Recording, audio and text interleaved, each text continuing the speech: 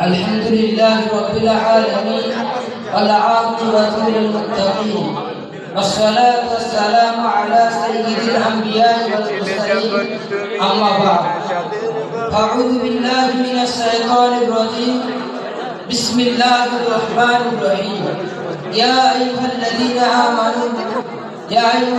آمنوا أطيعوا الله وأطيعوا الرسول وأولي الأمر منكم صدق الله العظيم সর্বপ্রকার প্রশংসা আরাধনা জানাই সেই মহাগরিয়ান সর্বশক্তিমান পাক জাতের দরবারে যিনি আমাদেরকে একটি সুন্দর জান্নাতের বাগিচায় বসবার মতো তৌফিক দান করেছেন। সকলে বলুন আলহামদুলিল্লাহ। তারপরে জানাই সরকারে দো আলম মা আমিনার লাল মক্কার বাতি মদিনার জ্যোতি জানাকে না সৃজন করলে तमाम পৃথিবীর কিছু সৃজন হতো না। সেই নবী করিম সাল্লাল্লাহু আলাইহি ওয়াসাল্লামের দরবারে জানাই লক্ষ কোটি দরুদ ও সালামের নজরানা। সকলে বলুন সাল্লাল্লাহু আলাইহি ওয়াসাল্লাম। তারপরে জানাই আমার অন্তরস্থল থেকে শুভেচ্ছা ও মোবারকবাদ সুনামধন্য বিচারক মণ্ডলী ও আমার সামনে উপবিষ্ট সকল সাথী ভাইকে। তো আমার আজকে বক্তব্যের মূল বিষয় হলো মহামান্য হুজুরের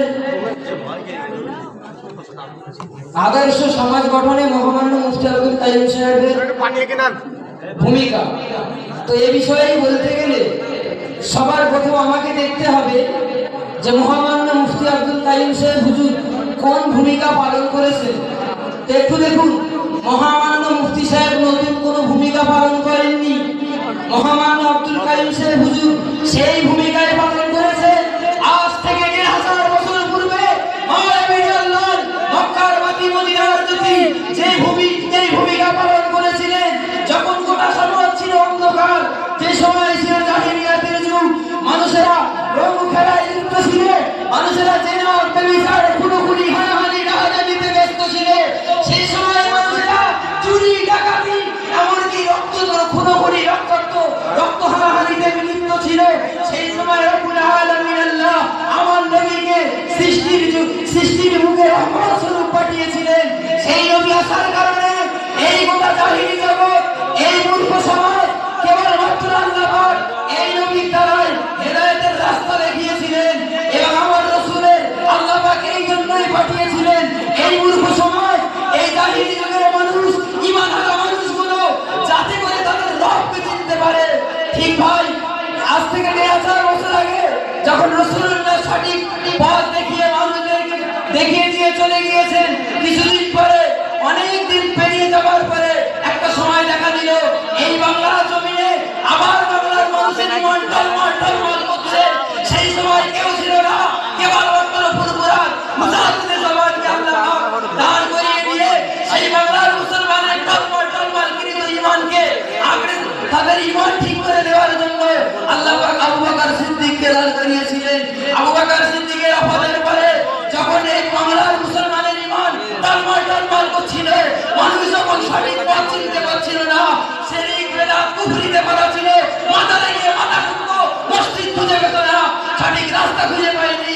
এমন একটা সময়েতে আল্লামা রুহুল আমিন রাহমাতুল্লাহ আলাইহি আবু বকর সিদ্দিকের চলে যাওয়ার পথটা তিনি গ্রহণ করে সমাজের মানুষকে তিনি রাস্তা দেখিয়েছে। ঠিক একটা সময় চলে আসলো তখন আল্লামা হুজুরের ওফাত ঘটে গেল, আর কেউ নেই। ফের বাংলার মানুষের ঈমান টলমল করছে, বাংলার মানুষেরা সঠিক রাস্তা খুঁজে পাচ্ছে না।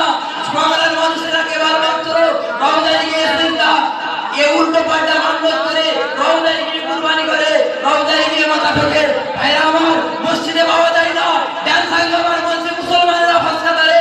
ঠিক এমন একটা সময়ে আমার আপনার হুজুর মহামান্য মুফতি সাহেব